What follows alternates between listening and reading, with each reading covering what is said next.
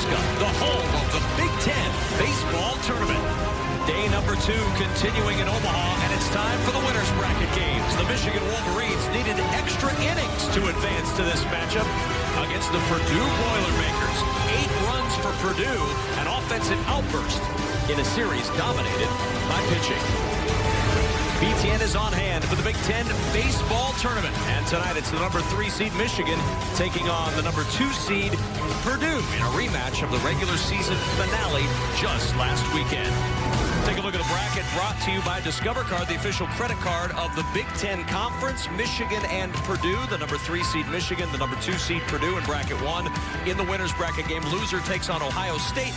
Ohio State eliminating Iowa earlier today. How did these two teams get to this point? Well, for Michigan, it took 10 innings, and it took a sacrifice fly in a pitcher's duel to knock off the Iowa Hawkeyes in the very first game of the tournament, 2-1 yesterday here at TD Ameritrade Park. And for Purdue, well, they fell behind 2-0, and then they scored 8 unanswered runs, an 8-2 rout. Purdue knocking off Ohio State, and now Michigan and Purdue will lock horns here at TD Ameritrade Park. Alongside Scott Pose, I'm Kevin Kugler. Welcome back inside the ballpark. Day 2 continuing. These two teams met just last week in the final weekend of the season, and it was all Purdue. They swept the series. But, Scott, that was in West Lafayette. Now a neutral field. Both teams know how to win close games. We'll see if there's a different outcome. Well, there may be a different outcome, but both these teams have found a way to stay in this top half of the bracket. They're going to fight to do that. But what each team does very well is they execute in small ball. And you have to do that in this park. Something's got to give tonight. And Michigan has that revenge factor after dropping the 3 at Purdue just a week ago. Let's take a look at the batting order for the Michigan Wolverines. And for Michigan, Jesse Franklin swinging the hot bat and certainly providing the offense yesterday. Well, he was. He had the home run, and then he hit the sacrifice fly to beat the Iowa Hawkeyes in extras. And he has been a key cog and a freshman stepping up in the middle of that Michigan order. And let's get our Dr. Pepper scouting report. Dr. Pepper, the official soft drink of the Big Ten Conference. Well, Garrett Stroh is the crafty lefty. He's got a sinker, a slider, or a slurve, he calls it, and a change. He'll vary his speeds. He's going to have to do that against Michigan to keep them off of his fastball, and he'll also need to utilize his defense.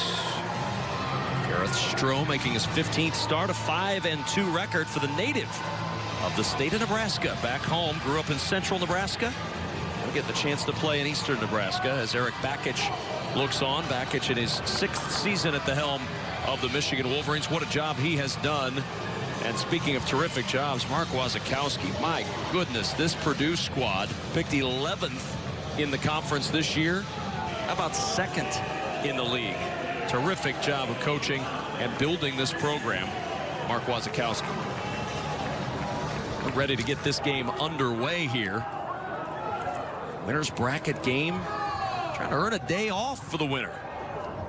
They won't be back on the field until Saturday afternoon, whoever wins this one. And the first pitch in there for a strike to Dominic Clementi, and we are underway.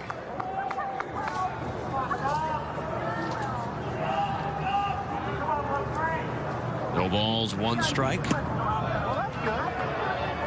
Pitch outside for a ball, 1-1 the count. Clementi on the year comes into this one hitting .354, 4 homers, 29 runs driven in.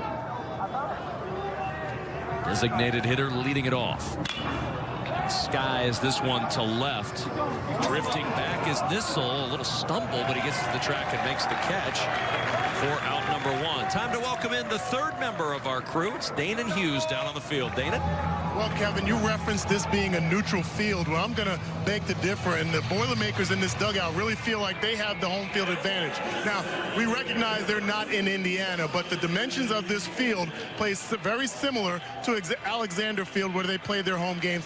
15-5 this year in home field games. Well, that's been a very big part of the building here.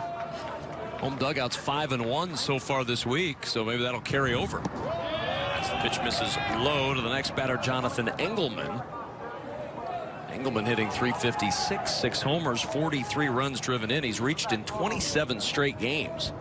But struck out 3 times in his 4 at-bats yesterday in the opener for Michigan against Iowa. 1-1 on Jonathan Engelman.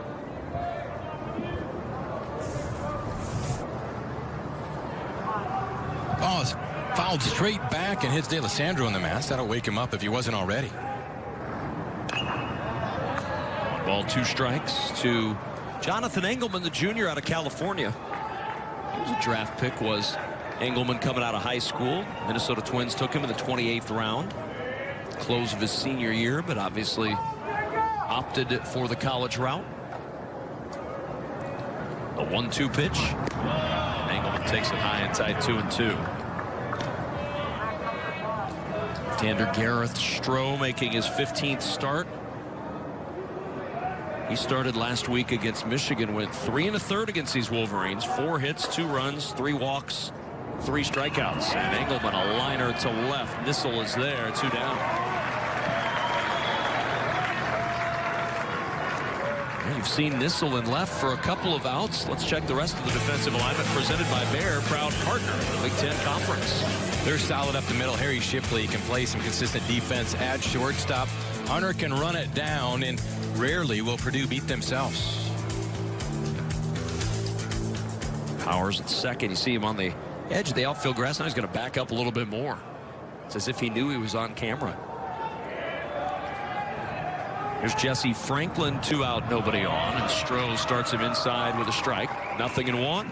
Stroh really relies on his movement of his fastball, and if he's on, he'll mix in that changeup and pretty much pitch with a 2-pitch mix. 1 ball, 2 strikes, and he's got a little advantage right now, Scott, at this time of night. The mound in bright sunlight, the plate cloaked in shadow. The shadows are a factor in a breaking ball like this against a hot hitter in Jesse Franklin. There's that sunshade mix, the 0-2. 1 ball, 2 strikes on Jesse Franklin. What a freshman year this young man from Seattle had. The 3-time Big Ten Freshman of the Week. Talked with Eric Bakich, and he says he's got the best raw offensive skill set on this team. He's really shown it this year. A wave and a miss there, though, and Franklin out on strikes. Stroh with a perfect top half of inning number 1. Purdue coming up in a scoreless game. Great speed at the top of this Purdue order, and Nick D'Alessandro, speed from a catcher's position. No catcher's got more stolen bases. Well, it's rare. He can gun them down and prevent base runners from stealing on him, but he'll steal himself. And it seems like whenever Purdue scores, he's in the middle of it. Let's get the scouting report on Carl Kaufman, who's making his 14th start of the year. Well, he'll throw 88 to 90. He's got a sinker and a slider. He'll mix in a change every now and then, but he throws a lot of strikes, and he's got to keep the ball down. As you saw yesterday, this Purdue offense can get lit up in a hurry and score a bunch of runs. They did so to win their ball game.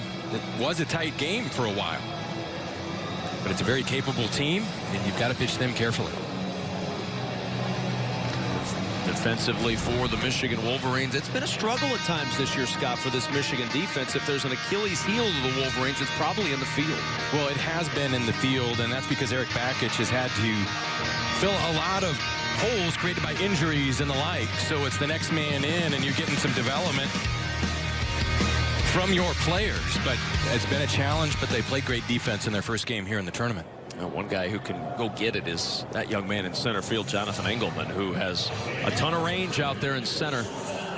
They'll need that range. A lot of ground to cover at TD Ameritrade Park.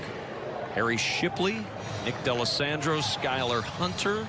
1-2-3 against right-hander Carl Kaufman, the sophomore.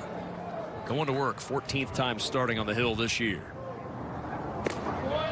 Kaufman misses outside with that first pitch to Harry Shipley. He's missed 1 game his entire career, hitting .285. The senior from Fishers, Indiana, with a pair of home runs on the year, 27 runs driven in. 2 balls, no strikes. For Kaufman, boy, Shipley and D'Alessandro are 2 guys you do not want to put on the base paths because they'll go get it. 2-1 to Harry Shipley. Well, Shipley is the ideal leadoff hitter for Purdue because he's experienced, number 1. Number 2, rarely does he swing at a pitch out of the zone, but he forces pitchers to work. 2 balls and a strike. High for ball 3. And this has not been an all-year thing for Shipley in the leadoff spot. After right around St. Patrick's weekend in March, Coach Wazikowski moved him up in the order to this leadoff spot, and ever since then he's found a home. 3 balls, 2 strikes on Shipley. sometimes not as easy as it sounds to find a guy who's a good fit for that top spot in the order, is it? You got to be able to take pitches, go deep into counts, and not to be afraid to hit with 2 strikes. And there's ball 4. Harry Shipley working a 6-pitch walk to start off the bottom of the first. And in this ballpark, not a bad thing to get some speed on the base paths.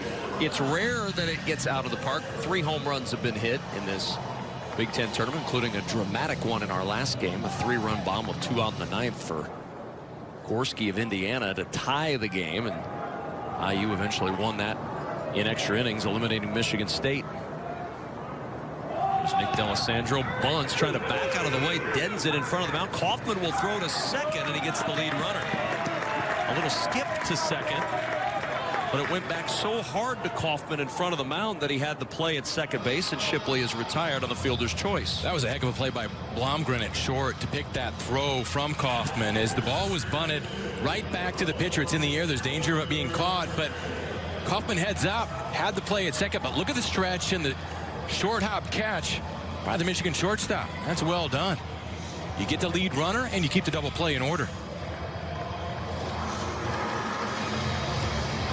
Well, the evolution of Kaufman as a pitcher really came since last year to this year, adding a sinker-slider combo that's really made him a much more versatile pitcher for Michigan. Credits a lot of work with Chris Fetter, the pitching coach, to develop that secondary option. Really allows him to get those ground balls that he needs. And again, in a park like this, ground ball can really help you out. The 0-1. That's flared foul out of play. 0-2. And Dana, the other evolution of Kaufman as a pitcher has just been about getting healthy, hasn't it? Absolutely. You consider last year, this young man had a collapsed lung. Only pitched 13 innings, that mostly out of the pen. Relishes this opportunity and really has stepped up this year. Faced a very dangerous Stanford team, beat them with 10 Ks on the evening. So he's really relishing this opportunity and thankful he's here. As Dane had mentioned, the lung collapsed. He'd had pneumonia. That turned into mono last year. Oh, geez. Then he had an allergic reaction, and as he said, his hands were, quote, puffing up. Well, if you're a pitcher and your hands are puffing up, that seems to me, I'm no doctor, but it seems to be a bad thing. That wouldn't be good. No. And yet here's this young man back out there in an earned run average under 3 this year, pitching for one of the top teams in the conference. It's really a cool redemption story for Carl Kaufman. A ball, 2 strikes on Skylar Hunter. Well, he's got that sinker-slider mix, and it works well because he throws it from a 3/4 arm slot, and that's where you see most sinker-slider pitchers throw from. It's hard to get a straight 12-6 over-the-hand curveball from that arm slot, so the slider complements a good sinker very nicely. That's why you see them often intertwined. But Kaufman perfecting that mix, a lot of pitchers have had some success with that and carried them all the way to the big leagues. There goes D'Alessandro. The pitch outside for a ball. The throw well wide of the bag at second. And Nick D'Alessandro with his 24th stolen base in 27 tries. Well, he got a good pitch to run on, and he just creates problems because he runs so well. And I'll say it for a catcher, but he doesn't have to play. He can play any position. But he's got great speed, and him being a catcher helps him in this vein because he gets a feel for the pitch counts, what the counts are, what pitch is coming, and then he takes the chance. He put pressure on Salter. Salter has that throw get away from him, and now he's in scoring position. We've seen D'Alessandro in the outfield in his time at Purdue, split his time between catcher and on the corner outfield last year. And a swing and a miss by Skylar Hunter, and there's the second out of this first inning. Great movement on this pitch. Some arm side run that's running away from Skylar Hunter's barrel. This ball has great movement. You see it start down and then just disappear. Quality sinker. So it'll be up to Jackson Mcgowan if Purdue's going to break through in this first inning, hitting .291 on the year with 12 home runs, 49 runs driven in. And one of the better eyes in the conference. In fact, he leads the conference in walks this year with 48 free passes as he takes the first pitch for a strike. So he's the walk leader. He's third on the home run list. That's a pretty good combination, Scott. Power and a good eye. Oh, you've got some great hitters on that list, and all the three at the top definitely have that power and great eye. They're very disciplined hitters.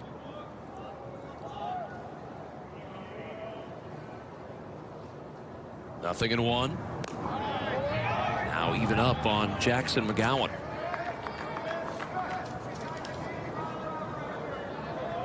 Kaufman went 5 innings this past weekend against Purdue, allowed 2 hits, 2 runs, walking 3 and striking out 5. That was a Purdue sweep.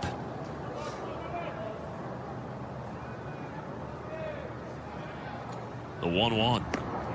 High for ball 2. And the interesting thing about this game, when you're looking ahead to the NCAA tournament, is that by Purdue playing Michigan, it likely elevates Michigan's RPI below 50. I know elevate and below don't seem to go together, but just trust me, they do. It'll slip below 50, which then, by virtue of that, will give Purdue 3 more top 50 RPI wins, which will boost their overall resume for the NCAA tournament. Everybody wins, including Scott Pose. Bouncing ball to the right side. That'll get in for a base hit. Rounding third and headed for home is Sandro, and it's 1-0 Purdue on the RBI single for Jackson Mcgowan. Mcgowan comes through as Sandro sets up the opportunity with a stolen base. This is a great way to hit a sinker, is let it get deep and take it the other way. That's precisely what Mcgowan does. Shoots it through that hole between first and second, and he gets the RBI. Look at him stay in with that front shoulder. Lets that ball travel and get back, but gets the barrel to the inside half. And when you do that, you can score a run. Great read by Sandro as he's headed around third and scores standing up. And Scott, you mentioned Purdue does a lot of the little things to win games. That stolen base is what set up the ability for that base hit for Mcgowan to score the run. And that stolen base, we mentioned it was the 24th for Sandro. That's the most ever by any Purdue catcher. And he ties for 6th in Purdue's single season history, and that stolen base directly leads to the first run of the game. And Nissel out in front, 1 ball, no strikes. Now even in the count, 1-1. How big a deal is it when we talk about that shadow, Scott, when you're in the batter's box? Well, it's really bad now, and I'll tell you why. Is the background of the hitter, they see the sun. And when you have the sun and then you got to track the ball in this hitting zone where it's the shadow, that can really play with your visuals, and it affects your depth perception. It was never fun to hit when it was like this. Is there any way to combat that as a hitter? Try hard and see. That's it. That's all you can do. I mean, you can try to see the ball as long as you can. Ironically, that's the name of Scott Pose's book, That's Try right. Hard and See. But there's not a lot you can do. You can just try to find out and see the ball as best you can, as long as you can. Now, taking the ball the other way is a great approach because you're forced to let that ball get deep and you see it longer. But you fight through the shadows, and then once the lights take hold, ball's good. 3 balls, 1 strike. Mcgowan at first, a run in here in the first. And there's strike 2 on the inside corner. Nissel was on his way to first base. Timothy Catton said, nope, this is a strike. Well, it's that sinker that runs in. It's held there by Salter. Kaufman gets the call. The 3-2 pitch. That's driven to left, but it's going to carry right into the arms of Wogu, and that will retire the side. In the inning, 1 run on 1 hit. 1-0 Purdue. Here in Omaha. Runs an outstanding tournament, by the way. He does. He is just terrific. Jake's not bad either, but I mean, kind of got off the track of the birthday guy there. Big birthday for Jake, too, the 21st. That's right. And you know, there's nothing like the gift of dad to a son of baseball. His dad, Jim, bringing him to the Big Ten tournament. Having a chance to hang out, watch a little baseball. So you got the whole Gretna team there waiting, and out comes Alec Renard to help him out. And of course the Michigan guy gets it. I mean, not going to give it to the Gretna kids. You're going to give it to the Michigan guy. The 1-2. Fouled right back below us.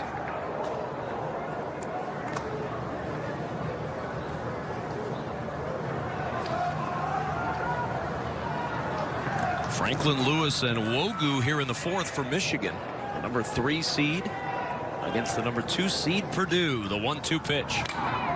In the air on the left side. Nissel coming in now, backs up a step to make the catch. And the first out of the fourth recorded in the outfield. Already the third put out there for Nissel. Anytime that you can get the hitter to hit to the opposite field in the air, especially in this ballpark, you've got a pretty good chance of your defense running it down. And Stroh has been pitching north and south, meaning he's using the top of the zone, getting some fly balls along with the ground balls and his sinker. But we're seeing a well-pitched game so far by both pitchers. There's Miles Lewis, who struck out swinging his first time up. Looks at one over the outside corner for a strike. Lewis began his career at the University of North Dakota. Ended up in Michigan. He's a Hudson, Michigan native, so on our far stretch as this one grounded weakly to second. Powers with a good charge to get Lewis, and there's 2 gone. There's that defensive powers that Coach Wazakowski was talking and raving about, is that he just gobbles things up like a Hoover vacuum, because he comes in, makes this play on the run, and then transfers to that throwing hand just in time to get a speeding Miles Lewis. 2 down for Wogu, who doubled in the second. Good work so far from Gareth Stroh. Both pitchers really on their game. First pitch swinging. Wogu tags this one to right center field. Oland on the run. He'll have room. Gets there shy of the track and makes the catch. And a 6-pitch inning for Gareth Stroh to the bottom of the fourth. 1-0 Purdue. Bracket 1, we are there right now with Michigan and Purdue. The loser of this game is back to work tomorrow afternoon against the Ohio State Buckeyes in an elimination game in bracket number 1. Later on tonight, Minnesota and Illinois, the number 1 seed and the number 4 seed locking horns, as the winner of that game was Indiana. They advanced to take on the loser of Minnesota and Illinois.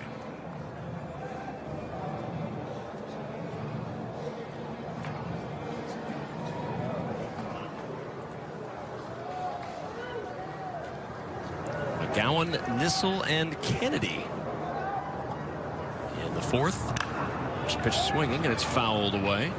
Jackson Mcgowan with the RBI single back in the first. He is the first Boilermaker now. That was RBI number 50 on the year, to have consecutive 50 RBI seasons since Cameron Perkins in 2011 and 2012. Skies this one to center. Engelman with room out there. The wind blowing in. That one's not leaving the yard anytime soon, as Mcgowan is out number 1 in the fourth. Perkins, by the way, spent some time with the Phillies last year. He's in AAA in the Mariners chain right now, but some pretty good company. Those Boilermaker teams in that era, that was a really good stretch of baseball for Purdue. Oh, that's a good omen for Mark Wazakowski, because when you get production like that, you've got a great team, and that 2012 Purdue team was incredible. You had Eric Charles at second base, Plawecki the catcher. But they went on an incredible run and swept through not only the regular season championship, but they won the tournament as well and went on to a deep run in the NCAA tournament. 0-1 on Ben Nissel. Lined out to left to end the first, even in the count now 1-1. Carl Kaufman, 52 pitches into his outing. Really just one mistake. The base hit allowed to Mcgowan with 2 out in the first. 2 balls, 1 strike to Ben Nissel. Well, we talk about this program under Mark Wazakowski and the growth. D'Alessandro's a junior, Hunter a sophomore, Mcgowan a junior, Nissel a freshman. Oland, we've seen patrolling. He's the senior along with Shipley, but a lot of these guys are going to be back next year as well, as this one drops in for a base hit off the bat of freshman Ben Nissel. So Nissel aboard with 1 out here in the fourth. Well, that's the thing about Purdue, is that the point I was trying to make before I started with 2 outs. As we get a look at the base hit that just feathers in to put a base runner on for Purdue. Missiles aboard. Is it Mark Wasikowski has done this with somebody else's players. He hasn't been able to recruit fully yet for but a couple years. So these upperclassmen are buying into what he is preaching, and it's working. Sign of a good coach.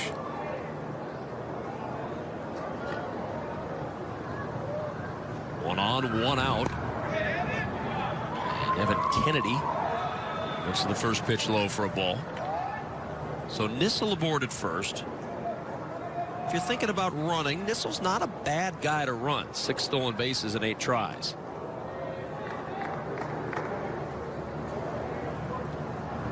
Luffs to go as Kennedy sends this one on a line to center field. That's going to get over the head of Engelman and roll all the way to the wall.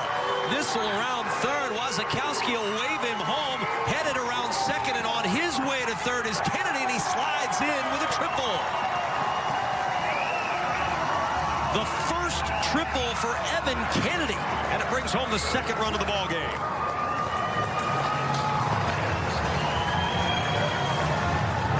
We've seen a number of outfielders play shallow in this ballpark, and you should, because the ball doesn't typically carry.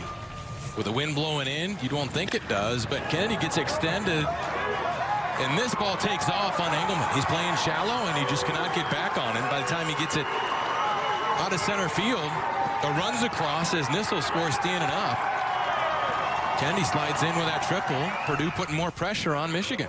The appeal goes back to second, as they thought a runner did not touch second base. It's denied. The run stands. We're moving on. So now 2-0 Purdue. Alec Oland at the plate, and the infield coming in. As Oland squares the bunt, it's a suicide squeeze, and the bunt goes foul. No safety squeeze involved here for Purdue. You had Kennedy on his way home, and Oland bunted it foul.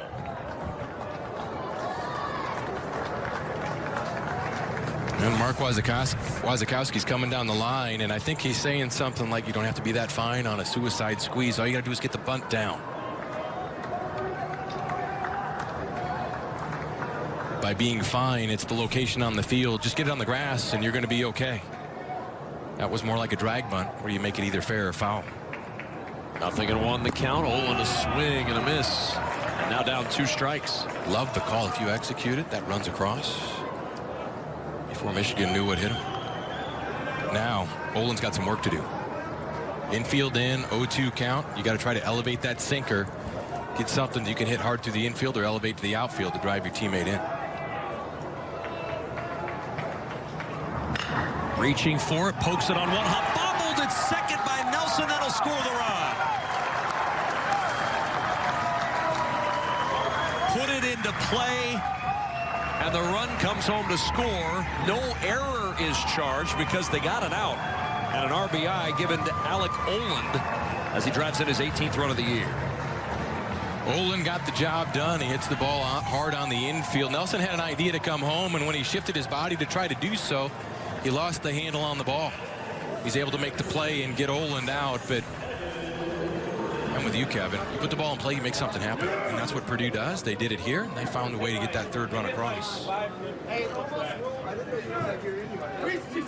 2 down in the inning to Evan Warden. First pitch swing in, and he drives this one to right. Lewis moving over into the sunlight, makes the catch, and the inning comes to a close. But in the inning, a couple of hits result in 2 runs for Purdue, and the Boilermakers have opened up a 3-0 lead. Top of the 5th inning, Purdue with a 3-0 lead over Michigan. Kevin Kugler alongside Scott Pose with the head coach of Purdue, Mark Wasikowski. Coach, I don't know how many times we say it and see it in college baseball. Put the ball in play, and a lot of times good things happen. You saw it in that last inning. You scrap across a couple of runs by putting the ball in play. Yeah, no, it was just a little bloop hit to start it off, and then a ball got smashed to center, and we burned somebody in this park, which doesn't happen too much. And then, obviously, we got picked up on a great down-angle green read is what we call it, with our runner on third on just the contact play after he botched the squeeze a little bit, and he bunted the ball to a corner instead of the middle. So we got to do a little better job at teaching, but it's great to get 2 runs right there. I mean, that was fantastic. Coach, you're getting the offensive production, but Gareth Stroh's doing a good job on the mound. What have you seen from him, and how long do you expect him to go? Well, he can throw as long as he wants, as long as he's throwing strikes and he's getting them out. Hey, I'm good with that. That's all the pitcher needs to do, I think. That seems to be pretty sensible, Coach. Good luck the rest of the way. I appreciate it. Thanks, guys. I like that. He can throw as long as he wants. Just throw strikes.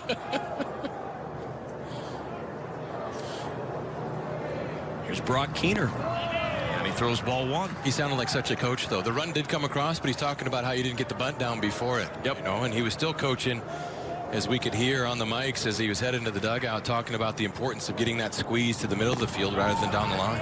And as he said, that's something we still need to teach. And again, you got to remember, it's just the second year of this program. There's still a lot of teaching that's going on, the style that they want to play. And you watch, you can see a lot of the George Horton influence in the game of Coach Wasikowski. Spent several years with him in Oregon. And I mean, in the heydays of Coach Horton as a head coach, when he was regularly bringing teams to Omaha, squeeze bunts, that was not a foreign term for Coach Horton.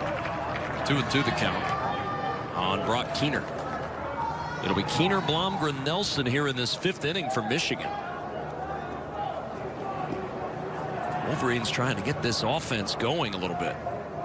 No runs on just 2 hits so far through 4 against Gareth Stroh. And the 2-2. Held up his swing. They'll appeal to first, and he went around. Strike 3 called. Eric Lovelace rings up Brock Keener.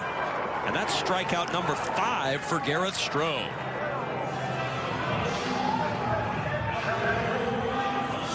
One dugout loved it. That was the Purdue dugout. Eric Bakich didn't appreciate the call. There's not a defined rule to what is too far, and it's the umpire's judgment. Eric Lovelace thought Keener went too far, said he did, and we're left with the result. Much to the dismay of Eric Bakich.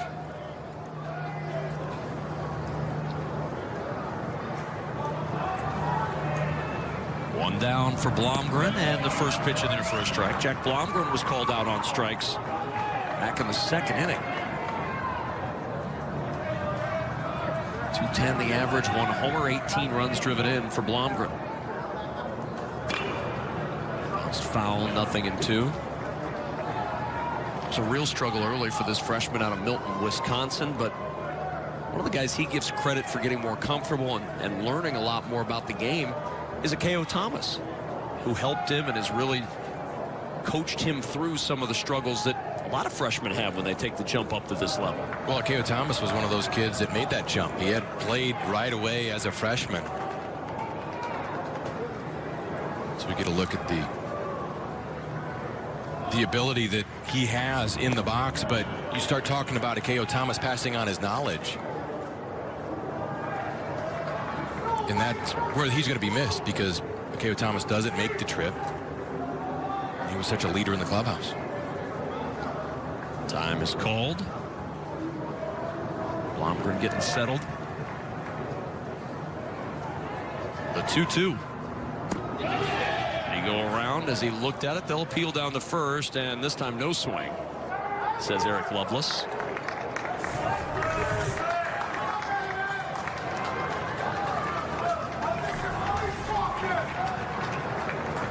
Bakich just put Eric Lovelace back on the holiday card list. The 3-2 pitch. Bouncing ball to short. Got a good hop for Shipley, and the throw across to Nip Blomgren at first. 2 gone.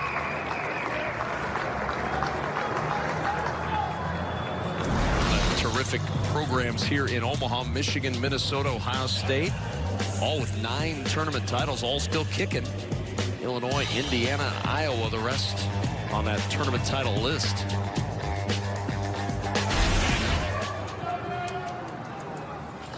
See if one of those teams at the top will break that tie with 9 titles each by Sunday afternoon when we crown a tournament champion. 2 down and a 1-0 pitch coming to Blake Nelson from Gareth Stroh. Nelson singled in the 3rd, one of 2 Michigan hits tonight. 4th inning has been awfully good to Purdue this year. They've outscored their opponents, including tonight, 40-15 in the 4th inning. That 2-run 4th has propelled them to that 3-0 lead you see they enjoy here in the 5th. Ironically, it's been Michigan's best inning, or one of them. This year they outscored their opponents 40-14 in the 4th. But the fourth inning's been pivotal for each team. Tonight, it swung Purdue's way. The 2-1. Now 3-1 on Blake Nelson. Stroh has not walked a batter tonight and has retired 8 in a row. 3-1 pitch. Bouncing ball, diving stop by the shortstop. Shipley gets up, throws to first in time. And Shipley with a fine play to close the top half of inning number 5. Diving to his left, Harry Shipley. Got good speed on the base paths. Good leather in the field. Long way to go in this one as we move to the bottom of the 5th inning. A 3-0 lead for Purdue. Kevin Kugler alongside Scott Pose upstairs. Downstairs, Michigan head coach Eric Bakich. Let's talk about comebacks, Coach. You're going to need to mount one in this ball game. You've done it a lot of times this year. How do you get that started going against this Purdue staff over the next 4 innings? Yeah, you're right. We've scored big innings many times this year, and it always comes down to approach and stringing quality at-bats together and getting guys on base. And right now he's clearly pitching backwards. It's an off-speed mix, and we're offering it too many pitches out of the zone. So we got to have a better approach, more discipline, zone hit up a little bit more, and stay middle backside a little bit more, and find our way on base. And when we get on base, our offense gets contagious, and we can start putting some things together and have a big inning. Coach, Carl Kaufman's got some run on that fastball. What have you seen from him so far tonight? Yeah, he's kind of doing his deal. He does. He's got good arm side run on his fastball. He's got a good changeup, good slider. He's made a couple of mistakes, which they've hit. But overall, he's doing fine out there, and he's given us what looks like might be a quality start here. So we need a 0 in this inning and get back on offense, get back in this game. Oh, Coach, good luck the rest of the way. Always appreciate the time. Okay, thanks, guys. Kaufman back to work as Tyler Powers leading it off for Purdue. It's 9-1-2 for the Boilermakers here in the 5th. Shipley and D'Alessandro to follow. We wind our way through the middle innings here in Omaha. Powers struck out swinging in the 2nd. Out in front, 1 ball, no strikes. And now 2-0 on Tyler Powers. Missed the home finale this year with an ankle injury. Happy to have him back if you're a Boilermaker fan. The 2-0. That's a strike, 2-1. Good speed up in this inning for Purdue. Shipley and D'Alessandro to follow. Already 1 stolen base among those 3 with D'Alessandro's steal in the 1st. 2 balls and a strike, now 2-2.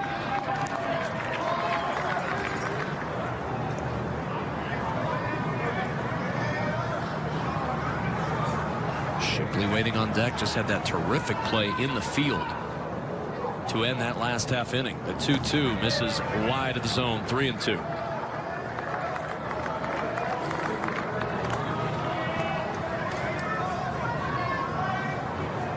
Boilermakers 7-4 this year against the Big Ten tournament field.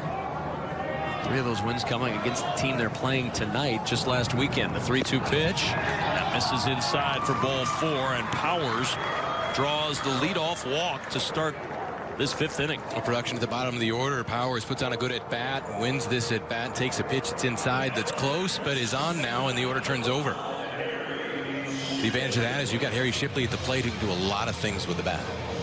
10 sacrifices this year for Shipley. And a guy who has consistently been good at getting the bunt down in his career. Led the conference last year with 12 sacrifices. Despite struggling at the plate in his sophomore year, still ended up with 9 sacrifice bunts. And the infield, at least looking at third, certainly thinking along those lines here, Scott, with Shipley coming to the plate. Middle's playing double play depth, but you've got Keener coming in to take that bunt away. And if he is going to bunt, he's going to sacrifice that ball down the first baseline and force Franklin to make a decision. And Shipley, no bunt shown there as Keener was coming down the third baseline with pretty good momentum, and the pitch outside for a ball.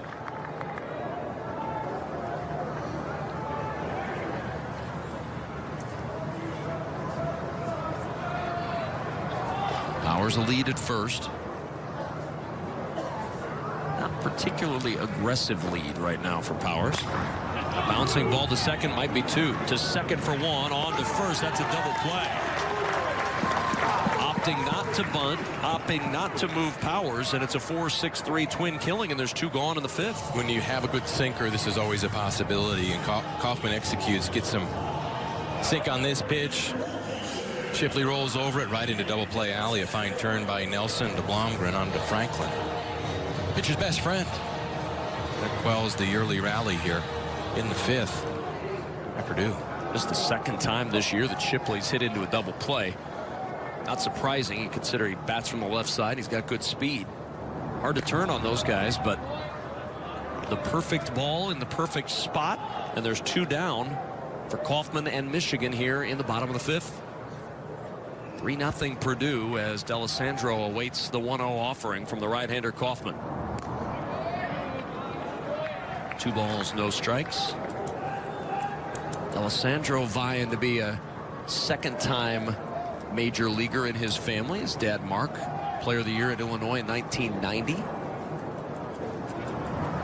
Not sure if Mark had that array of neckwear that D'Alessandro sports out there. Mark had a nice ride up through the minor leagues, got up to the big leagues, played 79 games after drafted by the then California Angels in the 18th round in 1990. 2-1. In for a strike, 2-2. Well, his dad had a major league assist for me unknowingly. Unknowingly? We're playing in spring training game. It's virtually the only games I ever played in. But Ivan Cruz had a bat in batting practice, and I broke mine. He let me swing it, and it felt good in batting practice. Yeah. I said, Ivan, do you mind if I use this in a game? I said, sure. It was a Mark D'Alessandro Louisville Slugger model 072. I took it into the spring training game, got a hit with it. Wow. I was very happy, but because I was exposed to that model, that's what I started ordering for a while from there on out. Popped up into foul territory. Easy play for Franklin. He'll just continue on to the dugout as he ends the inning in the fifth. Double play ended any threat for Purdue. Big Ten baseball tournament on BTN is brought to you by SoFi, official lending partner of the Big Ten Conference. Personal finance to fit your goals. And by Meyer, official home gating headquarters of the Big Ten Conference, your home store advantage.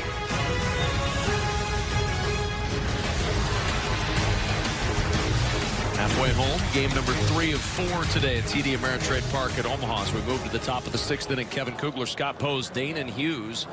Number 9 batter Harrison Salter up against left-hander Gareth Stroh. Down a strike as he fouls it off, 0-1. It'll be Salter who sacrificed his only time up. Then back to the top of the order with Clemente and Engelman as the Wolverines will start the 3rd time through against Gareth Stroh. 0-1 and a liner to left. Pretty well hit. Nissel with room out there shy of the track makes the catch. And Salter retired. 1 gone in the 6th, and a real encouraging outing for Purdue left-hander Gareth Stroh, who over the last 3 starts, Scott, had not gone longer than 4 1/3 innings. But in his home state, pitching in his home state for the first time at the Division I level, because Purdue has not been to Lincoln over the last couple of years. Gareth Stroh feeling very much at home in his home state. Well, he's continuing to cruise as he has gotten good run on that sinker, but mixing up his pitches well, pitching up in the zone and letting the park work for him. Ball not carrying typically. Has worked in that slow breaking ball as well. It's a well-spotted fastball for a strikeout. Curveball for a strikeout. And then spotting on the outside part of the plate. 5 strikeouts a season high for Gareth Stroh. Dominic Clemente aboard with 1 out here in the 6th. So Stroh, Gibbon High School grad, which is in central Nebraska, Kearney, Nebraska. No baseball at Gibbon High School, so he played Legion ball in the summers. This high school doesn't sponsor a baseball team, as you find in a lot of the smaller high schools in the Class C and D levels across the state of Nebraska. They don't sponsor a high school baseball team, so Legion ball fills the void very nicely. Gareth Stroh then went to Coffeyville Community College and on to Purdue. 1 on, 1 out. Jonathan Engelman, a wave and a miss, and it's 0-1. Engelman tonight fouled out to right and flew out to left. Clemente on at first, 32nd consecutive game that he has reached safely. Stroh got that one inside on the handle, and Engelman fouls it off, 0-2.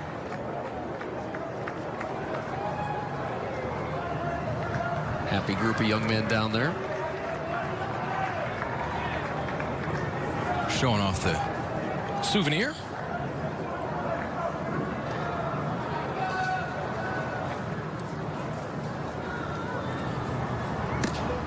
High for a ball.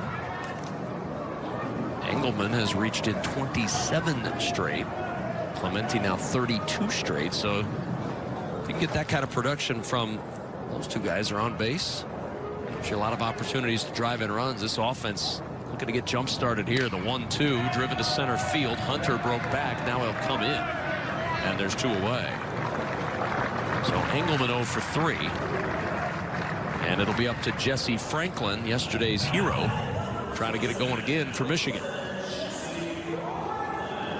Fly ball has been the theme. Stroh has been able to use his outfielders and this big park to his advantage. This park couldn't hold Jesse Franklin yesterday, though. Home run got Michigan on the board. Sac fly put another run on the board and took Michigan off the field in the 10th inning, a 2-1 win over Iowa in the first game of the Big Ten tournament. And as mentioned, here's that home run, 4th inning yesterday.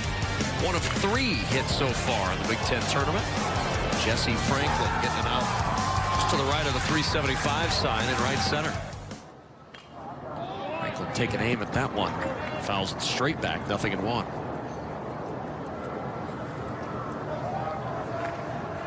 Jesse Franklin, who's hit 10 home runs on the season. 7 to right, 2 to left, 1 to center.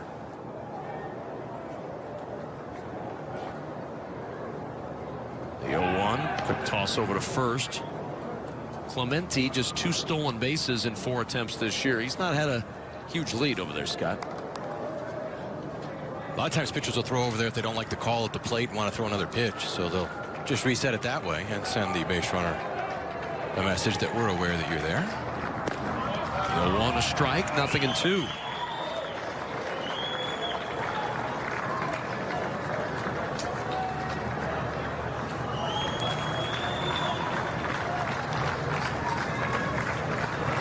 Stroh trying to finish off this 6th inning. Clemente at first. And a quick toss over again.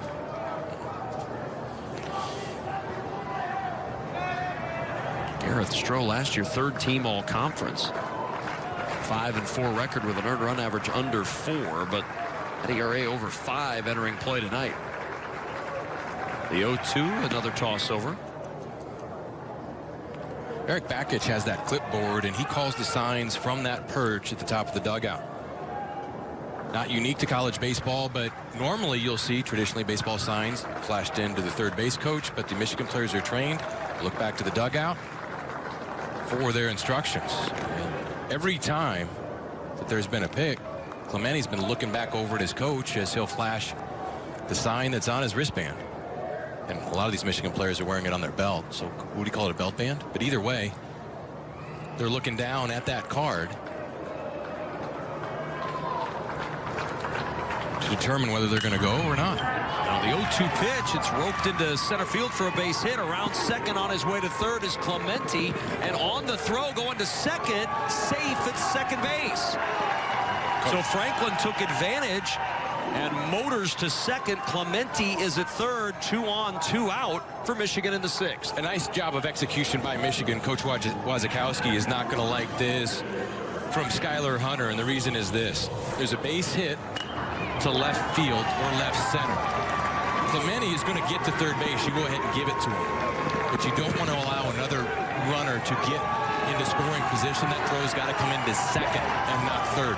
There's no way you're going to get Clemente at third. The ball's got to come into second. It doesn't.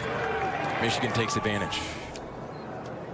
And in a key at-bat, Eric Bakich going to talk a little bit more with Miles Lewis here. Activity in the Purdue pen. Bo Hofstra loosening behind Gareth Stroh. I'm having nightmares back to practices in the old days back at Arkansas, where if we did that, we would run. And you learn very quickly which base to throw to.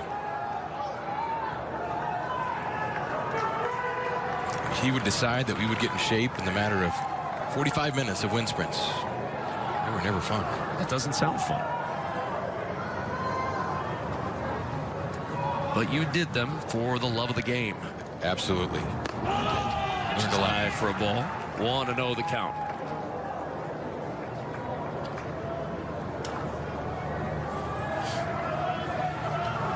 Gareth Stroh in a 2-out jam here in the 6th. Hasn't really pitched in much trouble today, but in trouble now. The 1-0 to Lewis. And it stays up 2-0.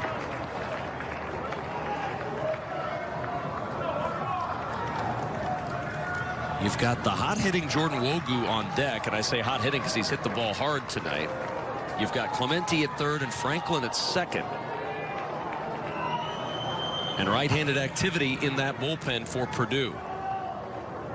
The 2-0 from Stroh. There's a strike, 2-1. Well, so many of these tournament games comes down to 2-out RBIs. Michigan has a chance here, but great execution by Stroh as he gets that breaking ball in the outside corner.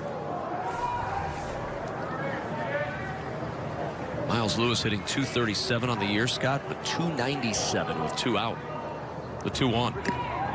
Just fouled it back 2-2. So 2-2 pitch here. You're at the plate. You're Miles Lewis. What are you looking for? Well, you've got to protect on anything close, obviously, but you're going to guard against something away. Try to stay on that pitch and then adjust your hands to a breaking ball or something in. You're not as conscious with 2 strikes about worrying about getting jammed. But you got to find a way to put the ball in play. Low and away, ball 3.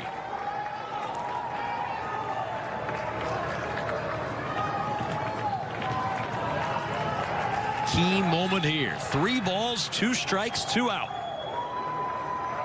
Runners at second and third. Michigan trying to get on the board here in the 6th. The 3-2 pitch. And we'll redo it. 54 strikes, 22 balls. Gareth Stroh. Excellent control, not a walk tonight. 5 2/3 innings. 4 hits allowed, no runs, and 5 strikeouts. One of the best outings he's had this year so far. Can he get this final strike in the 6th to shut down the Michigan threat? The 3-2 pitch. Just missed, and they're loaded. Stroh was on his way to the dugout. He thought the inning was over. Timothy Catton says the bases are loaded instead.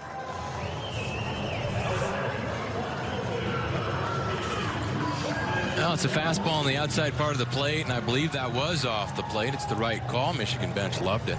Bases are loaded, and the threat continues as Steve Holm, the pitching coach for Purdue, is going to take the slow walk to the mound.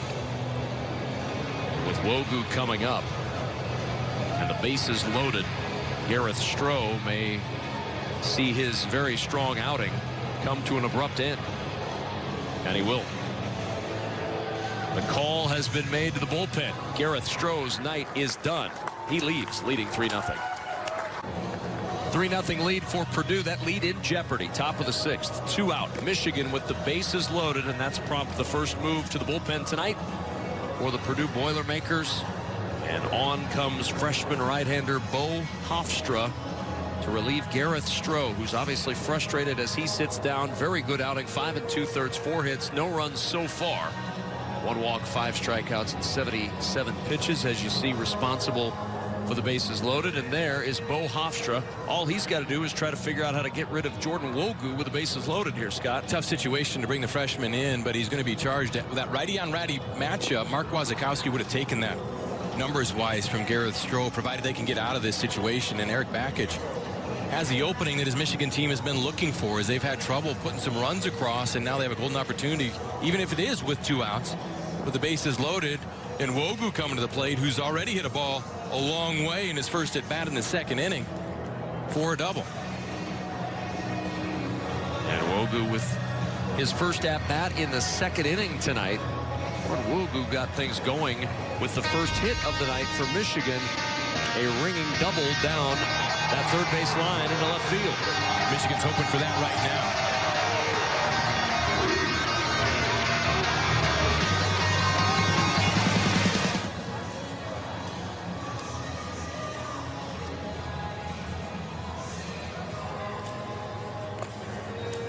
So 2 down, bags full.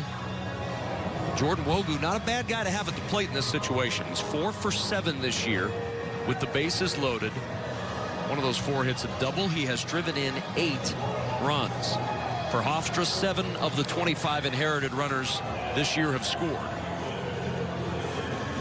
And the runners, Clemente at 3rd, Franklin at 2nd, Lewis at 1st, Wogu at the plate. He struck out 3 times yesterday. Double and a flyout tonight. Hofstra is ready, and the key at-bat of the game begins. And Wogu looks at ball 1.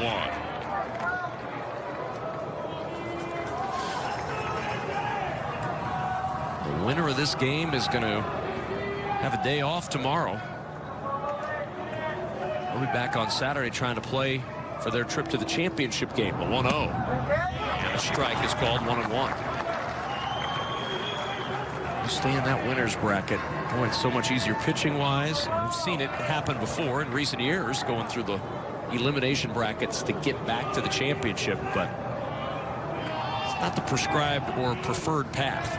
The 1-1. Strike is called, and it's 1-2.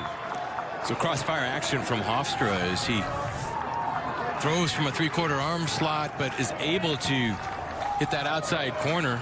Wogu could not pull the trigger. Gareth Stroh watches with specific intent as this situation unfolds.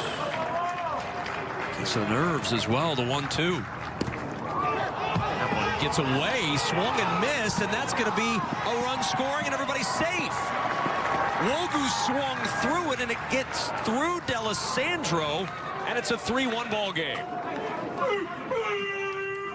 Well, it's a strikeout, no foul ball, and it's just as good as a single in the sense that it scores the run. Pitch gets by Sandro. Home plate umpire Timothy Catton says, hey, there's no contact. Ball was just missed.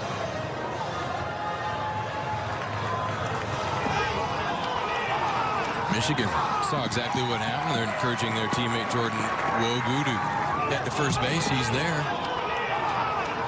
Tying run out at second base. It's a pass ball. The run is unearned, but counts nonetheless at a 3-1 ball game. First pitch swinging, and a liner in the center field for a base hit for Keener. Scoring is Franklin.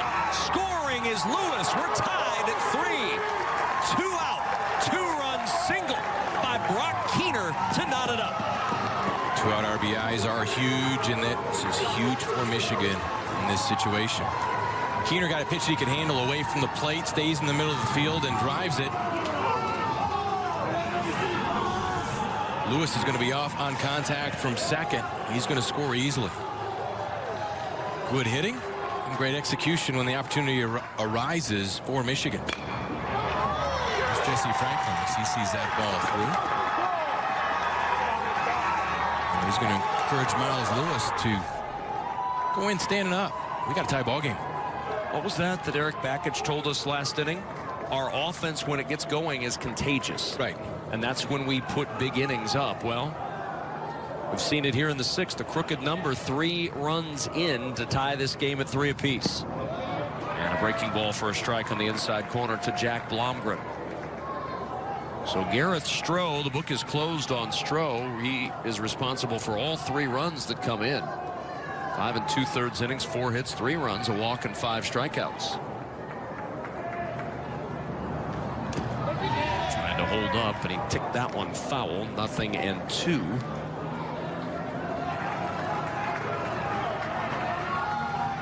So the 3-run lead for Purdue is gone. A 3-3 ball game in the 6th. Blomgren trying to give Michigan the lead.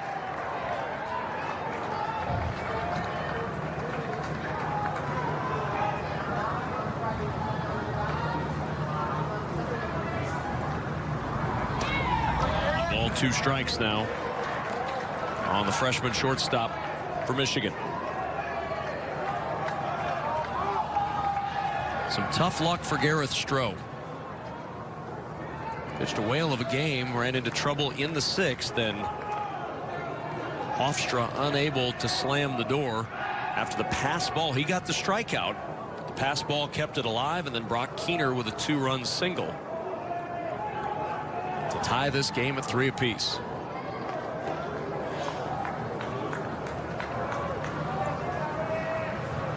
One ball, 2 strikes, 2 gone. 2-2. Hard to give a good team extra outs in an inning, Scott. That's what Purdue did here. Teams will take advantage, especially the teams that are on top of this bracket. They're there for a reason. You got to be able to put a team away when you get the opportunity. Purdue did not in this inning, and Michigan has made them pay. 2-2. Blomgren fights it off again. Let's check in with Danon Hughes. Danon? Well, guys, Eric Bakich has been rallying this team around the saying all season long about climbing the mountain 1 step at a time. And the first step was obviously the success that they had during the regular season and getting to this moment, but they're not satisfied. And amidst this rally, it's all about climbing the mountain for the Wolverines. Foul towards the Michigan dugout. Ducking out of the way was Jesse Franklin, who was standing along the railing.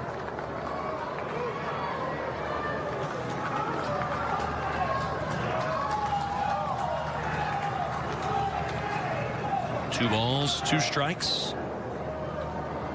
2 on, 2 out in a tie game here in the 6th. Blomgren, what an at-bat. Now full 3-2. You see some good at-bats from the Michigan hitters in this inning. Not expanding the zone, and when they do, it gets by the catcher. But they've been able to get those base runners on and capitalize with the 2-out RBIs, the big blow being the base hit from Keener.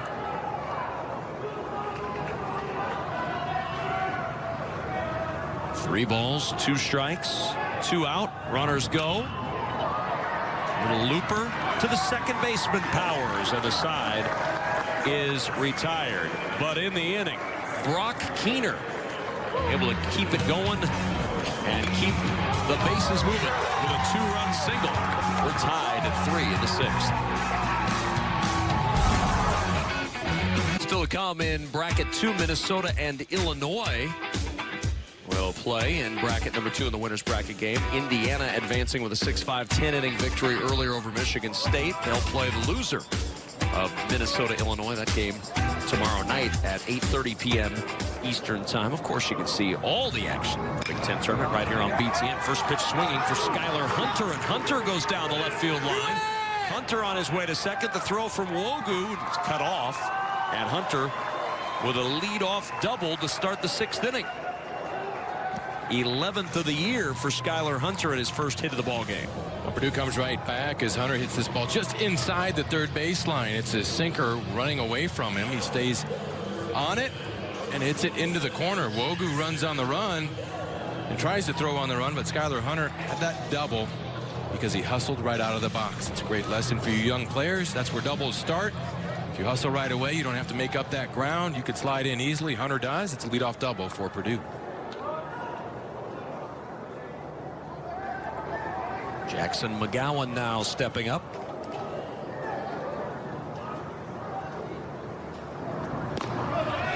Wave and a miss, 0-1 for Mcgowan, who singled in a run in the 1st. Flew out to center in the 4th.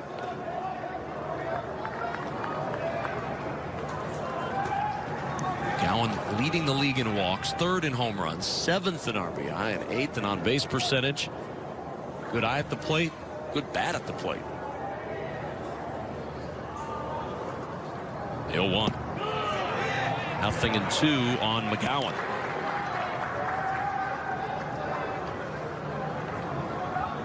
Jackson McGowan's got successful at bat is as much as just hitting it to the right side, correct? That's all he has to do here. Let that ball get deep, hit the ground ball to the right side. You give your teammate up, but it's going to be harder down in the count, 0-2.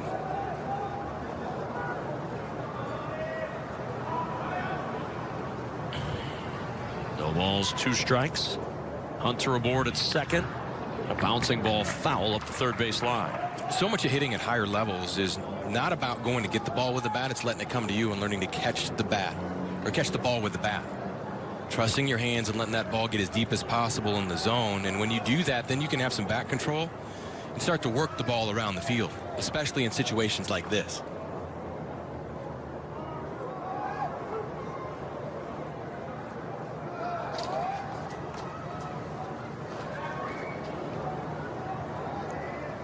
Hunter at second, representing the go-ahead run for Purdue in a 3-3 game.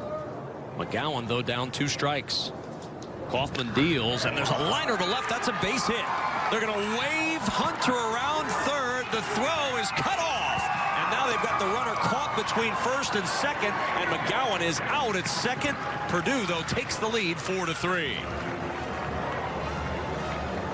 Good execution by Michigan on hitting the cutoff man by Wogu, which allows that put out of McGowan between first and second.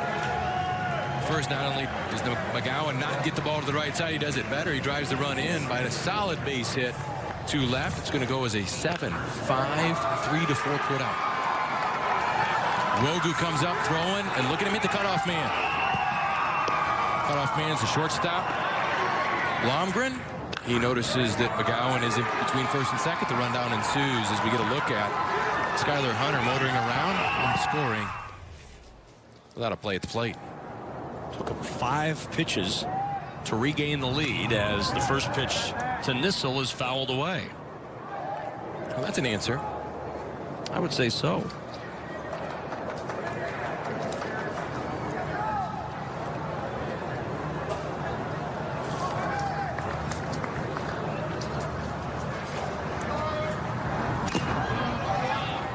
To the count on Ben Nissel, who singled and scored in the 4th, lined out to left in the 1st.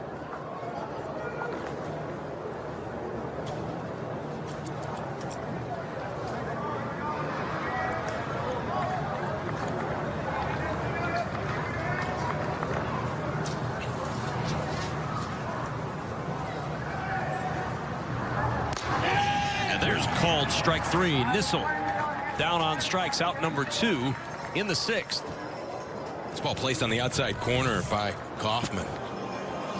Nissel takes the pitch, but it's framed perfectly by Salter. A good look for home plate umpire Timothy Catton. Strike 3.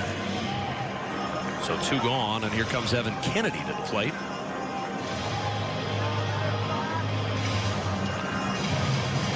Kennedy tonight grounded out to first and tripled in a run in the 4th. His first triple of the year and the first and only triple of the Big Ten tournament so far. 1 ball, no strikes. There is not one Purdue player does not have a little bit of bling. Do they still use the word bling, Scott? You're asking the wrong guy. Really?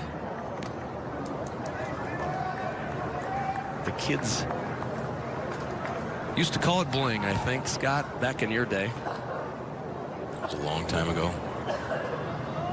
It was the dinosaurs who called it bling. 2-1 on Evan Kennedy.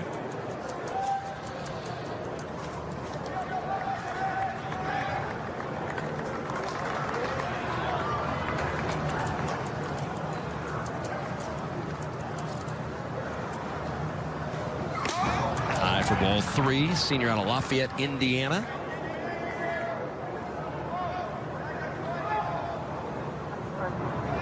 Nathan Hughes. He's got some bling. Guys, were you guys talking about me? Yeah. We've seen the pictures of those days at Iowa. 3-1 fouled, and no chance to get that one. Yeah, the bling is real. Is it? Yeah, it's real. Just in case. He's all decked out. Check him out. I know. He's got bling everywhere. Look how casual he looked out there, too. The beach. Where's the beach? Which way? Right. Just look over to your right behind you at the Bob Carey pedestrian bridge. The Missouri River's right over there. I'm sure you can find some beach somewhere. Oh, that was Scott Pose earlier, showing us where the beach was. Here we go. You tell me which way the weight room is?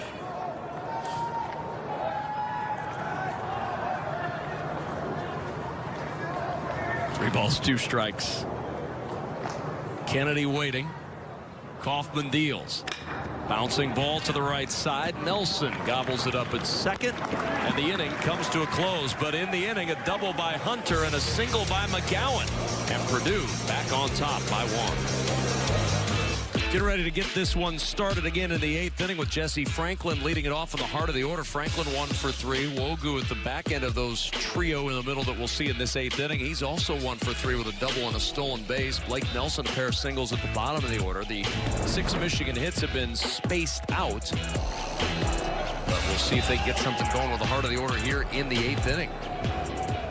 Scott Pose has already bought his souvenir from the Big Ten tournament. So is our producer, Jim Ressler. First pitch missing low and away to Jesse Franklin from Trevor Chaney for ball 1. Franklin trying to spark something here for this Michigan squad, and a foul back to the screen. It's 1-1. Have you gotten your souvenirs yet, Kevin? I have not yet. There's still time. We're here through Sunday. Championship game not till 2 o'clock Eastern on Sunday afternoon. I always wait till the sale prices show up. 2 balls and a strike to Jesse Franklin.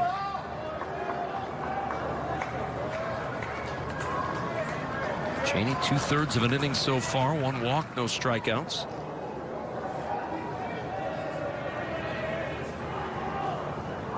The 2-1 sprayed to left. That's a base hit, and the tying run's aboard.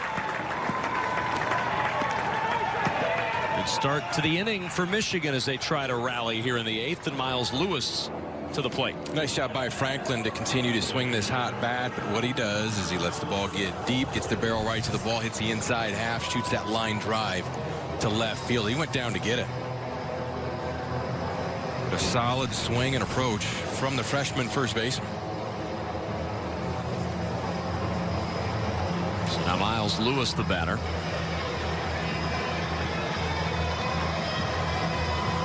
Bullpen going for Purdue once more. Ross Leonard is up and starting to loosen. He's the closer.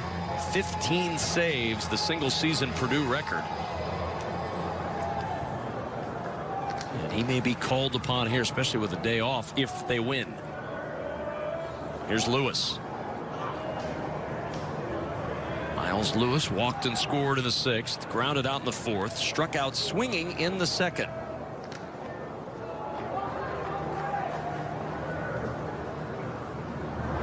Showing bunt, and that one gets away. Lewis, it hit him, so he'll jog to first. Franklin to second. 2 on, nobody out. No, they're going to bring him back. I wondered about that. There was no indication from home plate umpire Timothy Catton that he was awarding Lewis first. Lewis jogged out. Eric Bakich going to converse with the home plate umpire. Franklin will go to second on the ball that got away. This is not a reviewable play. Watch and see if we can see if it hit him. The back foot is where he's saying it hit him. Well, we're looking in that general area, as he said that pitch got him on the foot, and he took off assuming that it did. They're going to ask for help, but as it stands right now, plate umpire Timothy Catton said no, it did not. It's bringing him back.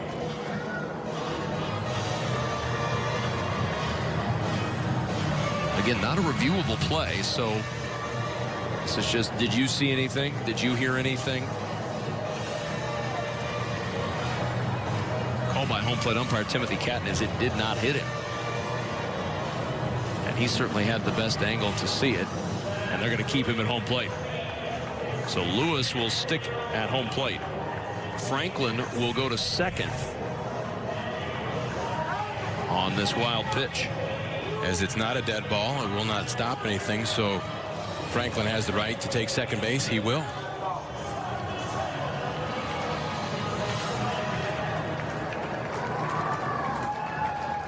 Well, the angle that it directs makes you think it hit the foot. Yeah, it did. It did. It hit him. So perhaps a break for Purdue is Mark Wasikowski on his way out now. And that angle really showed the direction that it went when it hit the foot.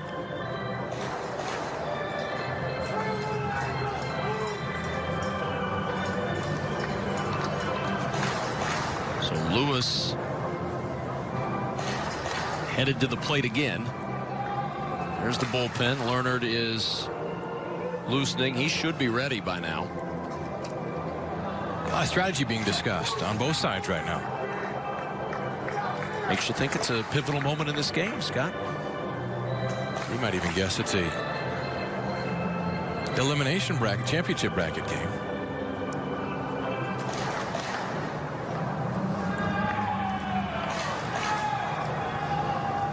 A lot of leeway on the time. Boy, these you're not conferences kidding. are going to. Timothy Catton really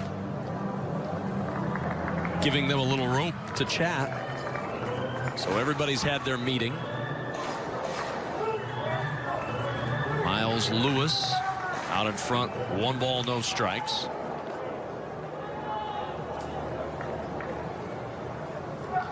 Lewis still chatting a little bit at home about what he thought was a ball off his left foot. Now showing bunt. And time is called.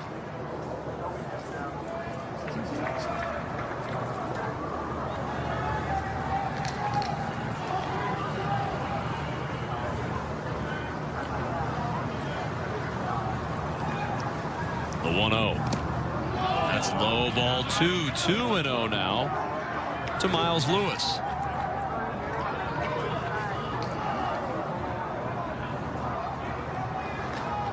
Lewis peering into the dugout. Now checking the belt.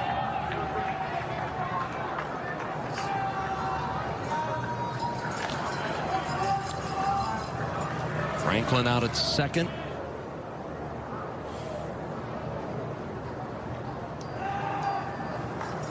And time called again.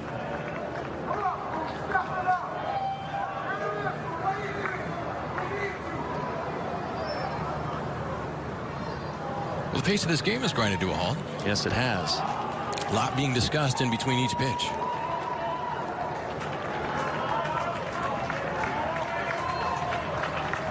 Two balls, no strikes. And the pitch. There's the strike on the outside corner, and it's now 2-1 on Miles Lewis.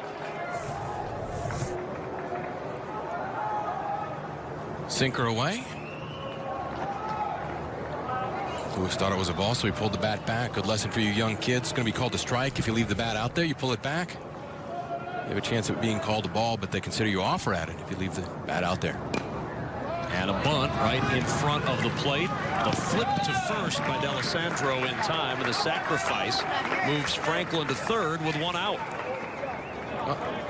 Great execution by Miles Lewis. Got the bat out front, deadened it. It took that big hop. It was slow enough to allow Franklin to get to third base and creates an RBI opportunity for Wogu. See him stay on top of the ball. That means the ball is going to go down to the ground. Sandro has no play but to first base. So 1 out and a runner at third. And the last time Wogu was at the plate, he struck out swinging but reached on a pass ball as the infield comes in with Wogu up now. Bases were loaded, and that forced in a run on while reaching on the pass ball. Pitch in there for a strike. Craig, because we're all about Twitter questions, reaching out and chatting. Craig tweeted and said, I didn't think you could run to first on a drop third strike if the base was occupied. What's the rule? That's correct if it's under 2 out. When there's 2 out, all bets are off. And so that's why Wogu could take the base and why the run could score with 2 outs on that pass ball.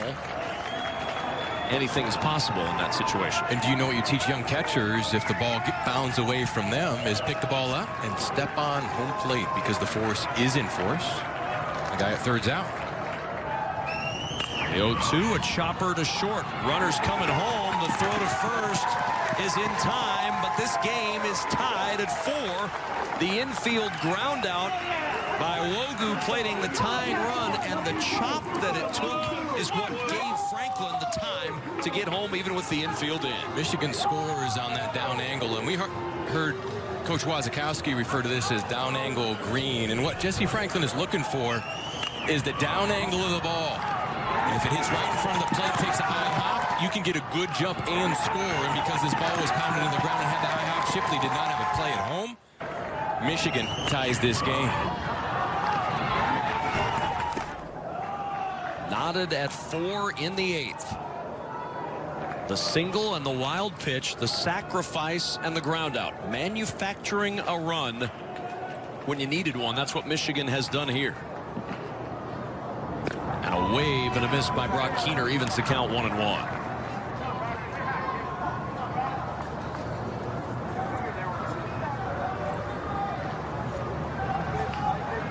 Two down in the top of the 8th. And a pitch to Keener misses inside. Michigan just 1 for 9 with runners in scoring position tonight, but that 9th at bat plates the run on the ground out. The 2-1. And outside, ball 3. Talk about down angle. This is, you're looking at down angle from third base on the hitter, and you're looking for the ball to break straight towards the ground after they make contact. So you track the ball in to see it.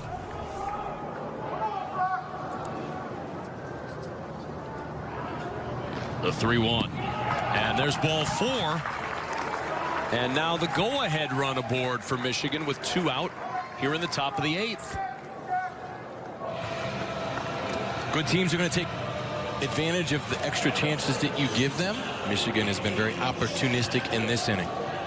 Now with 2 outs, have a base runner. Well, Purdue was leading after 7 innings, and Scott, when Purdue has led after 7 innings this year, they are 28-0. Comebacks have been hard to come by. Michigan's come back, though, 3 times this year when trailing after 7 innings. They're 3-16 to the bunt up the third baseline, trying to bunt for a hit with 2 out. Blomgren watches that one roll foul, and he'll have to go back to home plate, 0-1. So the Boilermakers trying not to make a little season history here tonight with their first loss of the year, giving up a lead after 7 innings. Blomgren tonight 0 for 3, called out on strikes in the 2nd, grounded out in the 5th, and lined to second in the 6th.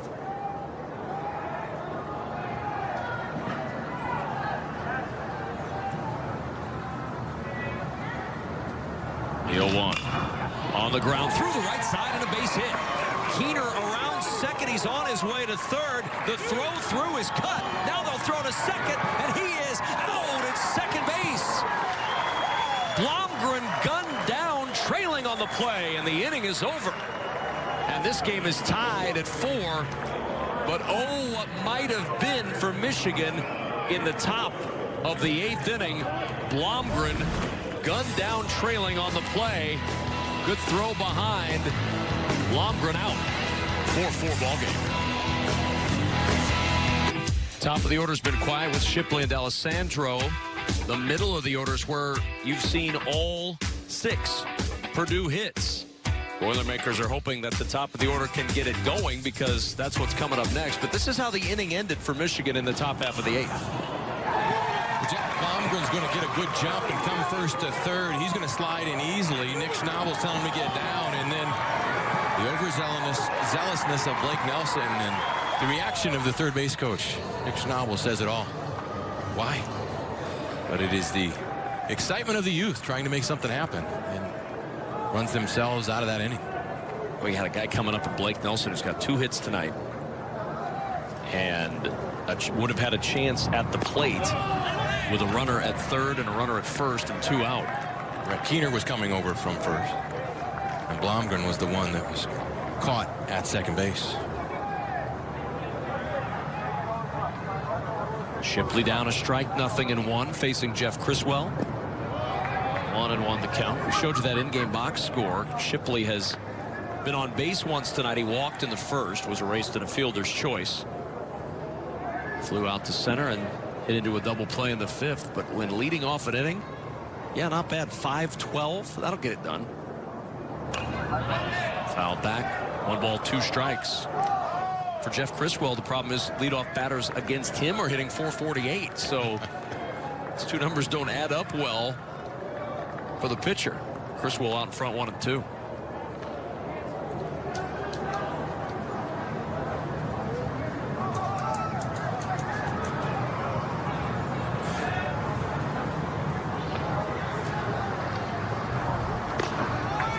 Two balls, 2 strikes to Harry Shipley.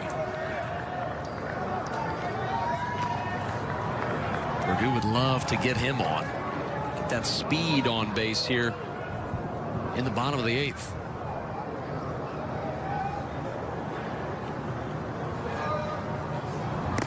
Almost hit him. 3-2.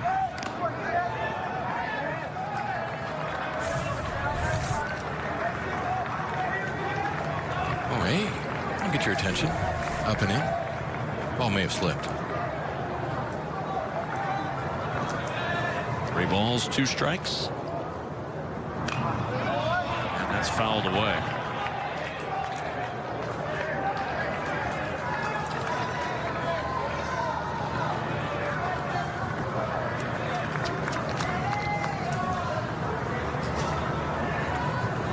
Three balls, 2 strikes. Criswell trying to retire Shipley to start off this 8th inning, but Shipley not making it easy.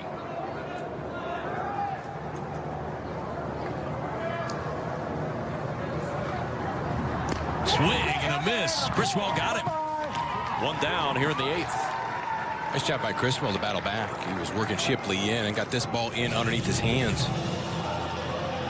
With 2 strikes, tied him up. Good location.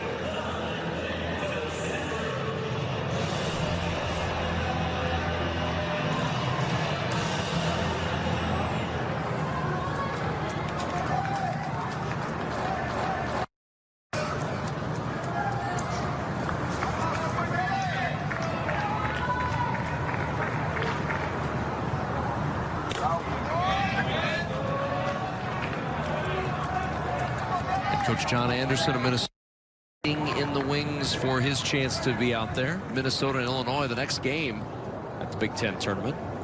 Number 1 seed, the regular season champs. 2 balls, no strikes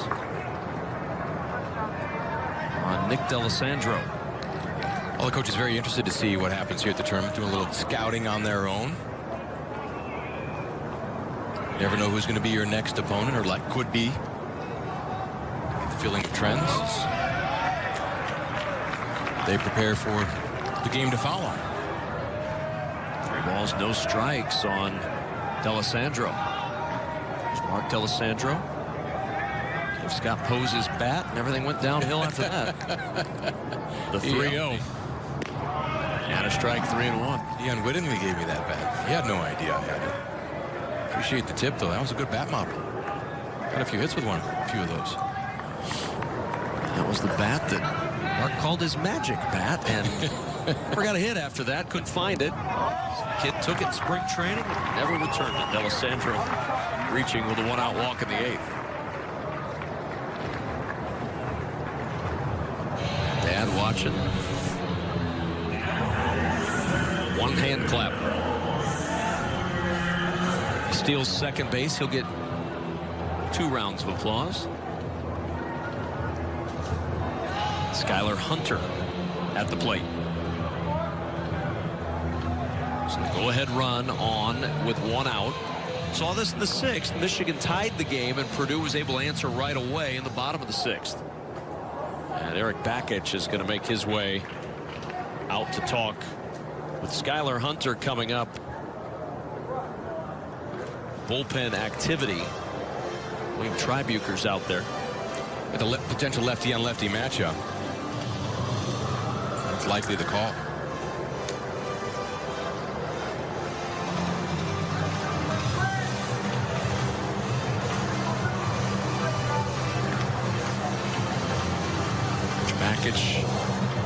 Chatting with Jeff Criswell. Out comes Timothy Catton. Or will they make the move? Yep, they're going to make the move. So a timeout here as we welcome in Tribuker to the mound for Michigan. We'll tell you about it when we return. Our regular season standings, the regular season champion Minnesota Golden Gophers waiting to perform yet tonight. They'll play against Illinois in our game to follow. Purdue and Michigan 2-3 in the standings, 2-3 in the seedings, and tied 4-4 in the bottom of the eighth. So right there next to each other in the standings and right next to each other on the scoreboard. William Tribuker on for his 22nd appearance of the year. He'll face Skylar Hunter with 1 on and 1 out here in the 8th inning. Turn Hunter around to bat right-handed here. Tribuker got the win in the Iowa game yesterday. Pitched an inning through 12 pitches in that inning. So Hunter turning around to bat right-handed, and a first pitch bouncing ball to second, flips to short for 1, on to first, double play for 6-3. And the inning comes to an end. We've played 8 complete, still knotted at 4. Perfect night in Omaha. We've had wonderful weather at the Big Ten baseball tournament. Warm weather, light breezes, just enough to keep everybody cool in the ballpark. Scott Pose has appreciated that during those first sessions down on the field, I know. Danon gets the comfortable evening weather. Here at the ballpark, it is not bad either way. Dalton Parker on for Purdue, his 16th appearance of the year, 4-0 record, at a 4.43 earned run average. Opponents hitting just 189 against Dalton Parker. He's going to face 8-9-1 in the Michigan lineup. No big reason why he's in this game is for those good numbers, and he's going to be charged to keep it here, as Purdue they've been very comfortable having the last at bats against Michigan. Parker faced Michigan in 1 outing last weekend when an inning in the 3rd didn't allow a hit or a run and struck out a pair. First pitch to Nelson, a strike on the inside corner. And the 9th inning is underway, knotted up at 4 apiece. This winner's brackets game had a little bit of everything. As the 0-1 misses low for a ball, 1-1 the count. And he's got blood on the knee, a little dirt all over the place. He's been involved in a lot in this ball game. It shows. Equipment manager not a fan of what Blake Nelson has done tonight, because they have to clean that up in time for tomorrow. That's why they made detergent. He started the turn of a great double play for Michigan in that last inning. And he skies this one to right. Oland on the run back well shy of the track to make the catch. 1 down in the Michigan 9th. It'll be 4, 5, and 6 for Purdue in the bottom of the 9th. Minnesota hoping to get on the field and some baseball played here. They were scheduled to start in just about 11 minutes. I don't think that's going to happen. We were late getting started with this game by an hour because of the game that preceded. Went extras itself. It did. 3-run homer with 2 out in the 9th. Gorski put it there for Indiana, tying the game at 5 apiece, and then the Hoosiers won it in the 10th. That ball still may be going. He hit that a long way. Holy smokes. The 1-1. 2-1 now to Harrison Salter.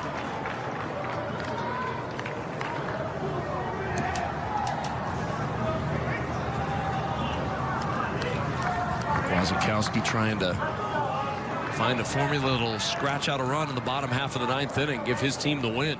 The 2-1. 2-2 now on Harrison Salter. Struck out swinging in the 7th after trying to get a bunt down, couldn't get it done, and successfully sacrificed in the 3rd inning.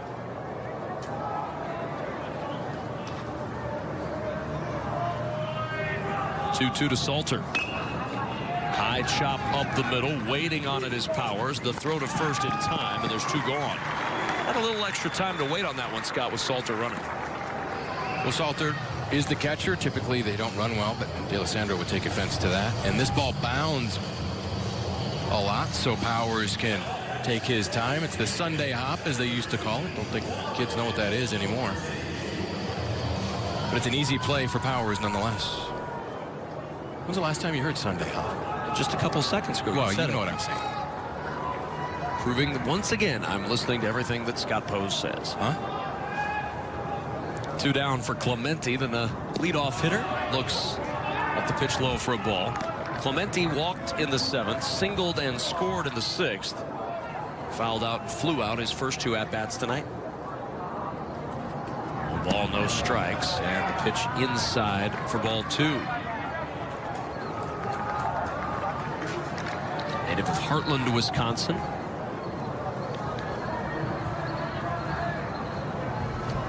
A couple of Wisconsin natives in this starting group for Michigan. 2-1 on Clemente. Good look at Mcgowan, who will lead it off for Purdue next inning. The main power in this Purdue lineup with 12 home runs. The 2-1. And a bouncing ball through for a base hit. So the go-ahead run aboard with 2 out here in the top of the 9th from Michigan. That'll give Jonathan Engelman a chance to hit.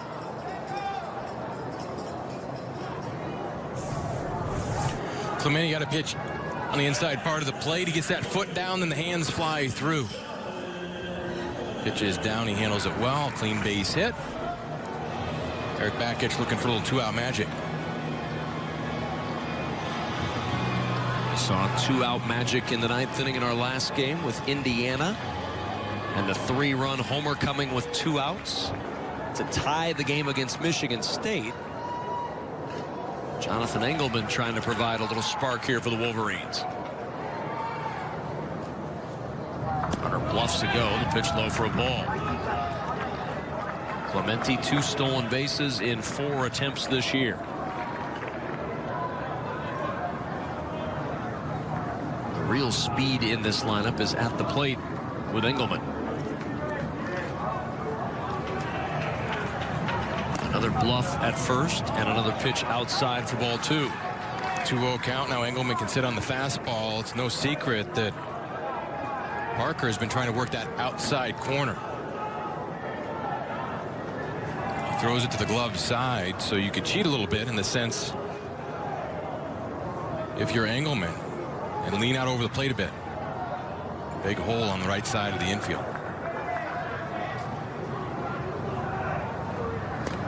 Taking all the way, and he takes a strike 2-1. His power to left. All 6 home runs have gone to left for Jonathan Engelman. That chart is a great example why Parker's going on the outside corner each and every time. Don't leave him on anything on the inside half that he can pull. The 2-1. Reaching out for that one, and he poked it away. 2-2. It's a good lesson for you young players because I don't care what level you're playing at. 80 to 90% of the time when pitchers need a strike, they go to the outside corner. Makes sense. Trying to get you to reach, trying to... Yep. So as a hitter, why would you wait for a pitch you're going to see 20% of the time? Learn to take that outside pitch away from them. Hit it hard into the gap the other way, and then they have to come in, and then hitting gets really fun. The 2-2. High ball 3. And now a chance for Clemente to get started with the pitch. So if he finds that gap that you mentioned, Scott, could score the go-ahead run. Both head coaches know this is a big pitch here.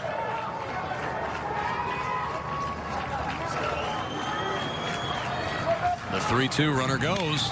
And a high chop to third. Warden waiting on it. Throws across in time. And the side is retired. Runner left stranded at first. Purdue looking to win it with Mcgowan leading it off. The Big Ten Baseball Tournament on BTN is brought to you by State Farm, official insurance partner of the Big Ten Conference, here to help life go right. And by Dr. Pepper, official soft drink of the Big Ten Conference, the one fans crave. the 9th inning. Omaha, Nebraska. Purdue, Michigan tied at 4. And it'll be the powerful Jackson Mcgowan to lead it off against William Tribuker here in the bottom of the 9th for the Boilermakers. Mcgowan with 12 long balls on the year. And the first pitch, he was aiming for one. Comes up empty, 0-1.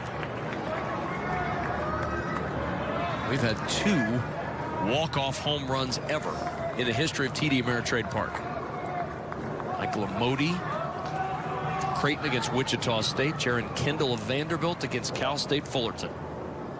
That's it. That's the list. 1 ball, 1 strike. Short list. Very short list.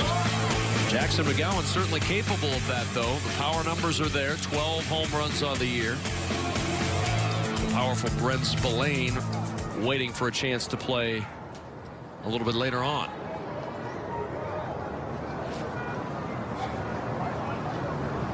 One ball, 1 strike. Jackson Mcgowan.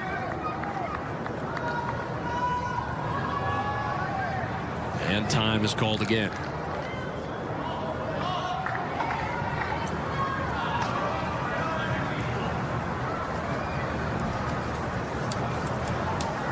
Every pitch carrying a little extra importance at this time of the year. We'll see a lot of meetings like this in this ballpark over the next month. A lot on the line with every game that's played here from now through the end of June.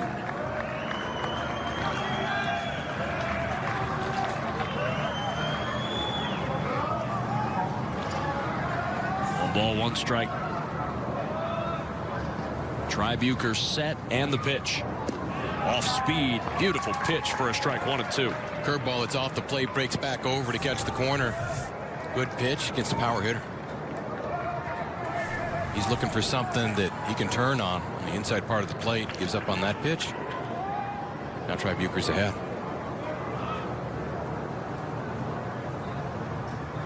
The 1-2 pitch. Swing and a miss. Tribuker strikes out Mcgowan. Big first out in the bottom of the 9th.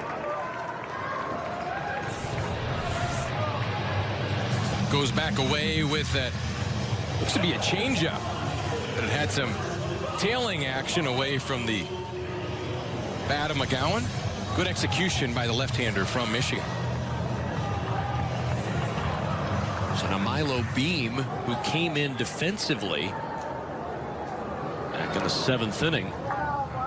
His first at-bat of the day, lefty versus lefty, and Beam hitting 196, showing that he might think about bunting it. Keener certainly thought so, charging in from 3rd, and he takes it low for ball 1. Beam, a sophomore out of Westfield, Indiana. They're really in the 3rd. Keener is close enough to tell what Beam had for lunch. But they're guarding against that bunt for a base hit. Can ill afford to allow speed on board if you were Michigan. The 1-0. And a strike is taken, 1-1. He still showed it. Beam has been a good handler of the bat this year in 46 at-bats, 5 sacrifice bunts. Now, it's obviously not a sacrifice situation, but it does show that he can put it down if need be. The 1-1. Shown again, takes low, ball 2. He also has shown a good eye in his limited time in his career. Hit .210 last year, but Scotty had an on-base percentage of .347 because he walked 15 times. The other thing he's done is he's really brought Keener in, so if you make solid contact, you've got a good chance to hit it by him. The 2-1. Showing bunt again, takes low, ball 3.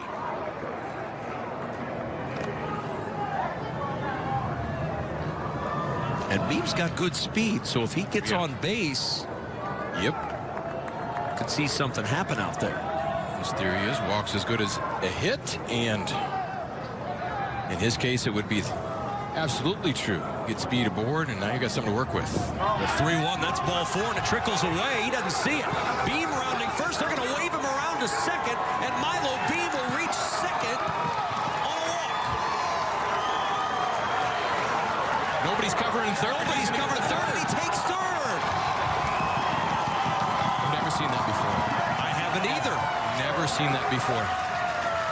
A walk and a wild pitch that puts Beam the winning run at third. Shows bunt. The ball bounds away from the catcher, Salter. Beam knew that the ball bounded away, so he's on his way to second. When he gets to second, he's going to stop. But he realizes nobody's covering third.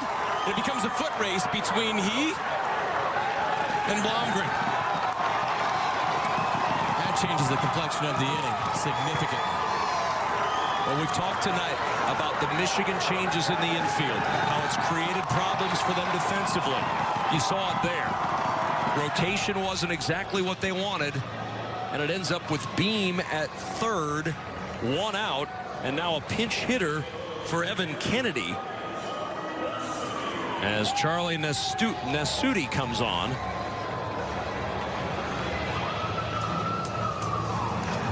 And Nasuti on to pinch hit the 5'11" freshman from Long Beach. But first, a lot of conversation. The guy actively works a walk for his speed and finds a way to get to third base on that play. Dane and Hughes, you've been around this game a long time. Anything similar in your background to what we just saw? Not at all, but I give a lot of credit, obviously, to Milo Beam being able to pick up his coaches. And I'll say that Mark Wazakowski was down here at the third base coach's box, and he got the attention of Milo Beam as he cruised into second base, recognizing the third base was totally vacated, and he was able to scamper here and get to third base. So, smart base running. Milo Beam picked up the first base coach, rounded first, picked up the second base coach, got to third easily. Flashback to earlier in this ball game. What did Mark Wazakowski try? Was a squeeze. And he's telling him, hey, come on, look, check it out. There's nobody here. Come on. Stealthily trying to give him the wave. But Purdue has already tried a squeeze in this game. Nasuti has 2 sacrifices this year, 1 sacrifice fly. Shallow in the outfield now, in at the corners, and now in all the way around to save at short. Going to walk him, set up the double play. So Nasuti is going to get the intentional pass here. We've seen interesting situations develop in intentional walks and the ability to execute pitches, and it wasn't this Michigan team that had an issue. Let me pose another question to you, Scott Pose. Do you consider walking Oland as well? Yep. To set up the force at every base? Yes, because then you take the cat and mouse base running to try to steal a run game out of the situation. If you're going to be willing to walk a runner, walk somebody here to set up the double play, and Oland's been a hot hitter, put him on too and play for that double play. And if you do that, Warden's hit into a pair of double plays this year, and he's 0 for 3 tonight. It doesn't look though Michigan's going to do that. But they might as well, as if it stays this way. Franklin's in. And there they go. Yeah, okay. That's exactly what they're going to do. So back-to-back intentional walks. After a walk and a wild pitch results in Milo Beam motoring all the way to third. And Michigan is putting it all out there right now.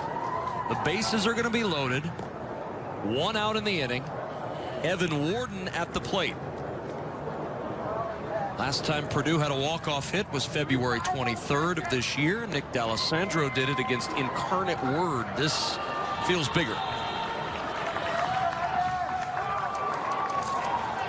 So the base is loaded. 1 out.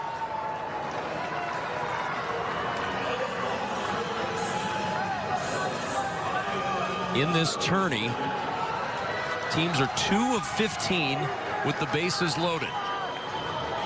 They're loaded here. Tribuker on the mound. Warden at the plate. He's 2 for 6 this season with the bags full. We're going to have a substitution defensively as Joe Pace is going to come in for Lewis in the outfield. This is for throwing purposes. If there's a fly ball hit, Eric Bakich feels Pace has a better arm and a better chance to He's got 2 assists on the season. So they'll bring him in right. The outfielders are very shallow. Very shallow. In case there's a line drive hit, they can get the ball into the infield in a hurry.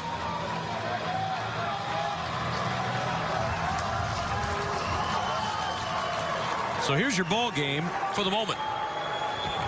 Bases loaded, 1 out. Evan Warden at the plate in the bottom of the 9th. 1 ball, no strikes. And remember, Tribuker, whether intentional or otherwise, has walked them full in this 9th inning. The first unintentional, the last 2 intentional. He's thrown 6 wild pitches in 35 innings this year as well, so keep that in mind. The 1-0. There's a strike, and it's 1-1.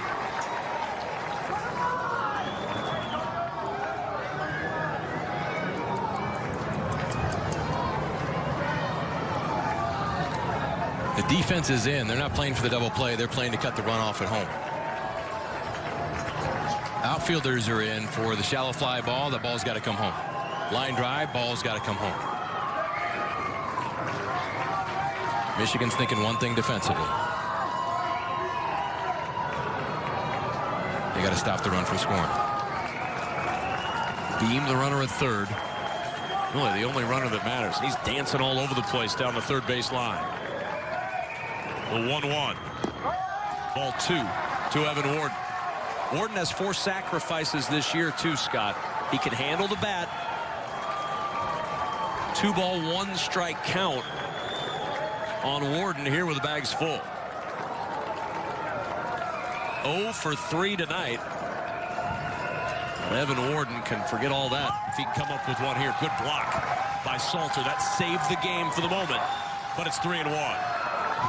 You got to be really fine if you're Evan Warden. You're looking for your pitch in your spot. Nice stop by Salter. The game on the line. But now, as a hitter, you're looking for your pitch. They say it's 1 pitch, 1 spot. You get it, turn it loose. If not, let it go. The 3-1. Bouncing ball. Base hit.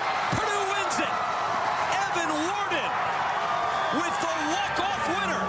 5-4. Purdue advances 1 win away from the Big Ten championship game.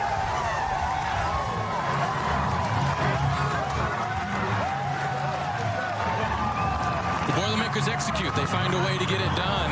Milo Beam's at bat was tremendous. He's able to get to third and force this situation. And credit Evan Warden for getting a pitch that he could handle. Got the count that he was good handle. Got a fastball and drives it right back through the middle. It's impressive the ways that Mark Wazikowski and his Boilermakers find to beat teams. They find yet another one and stay in the top half of the bracket.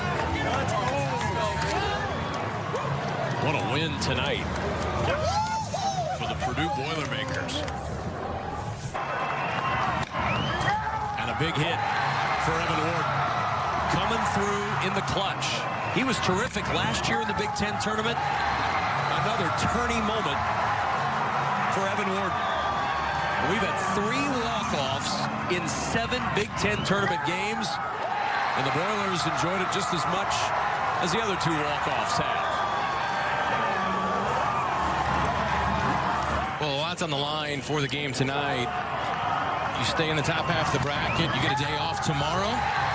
You just win 1 more and you're in the championship game as we get a look at Milo Beam scoring easily as the ball bounded through the pulled-in infield. 5 runs on 6 hits. But one of the strangest plays you'll ever see started that inning. A walk on a wild pitch. Nobody covering third, so Milo Beam motored all the way around to third base. And Michigan walked him loaded. And a base hit against the drawn-in infield gets the job done. And a 5-4 win for the Purdue Boilermakers.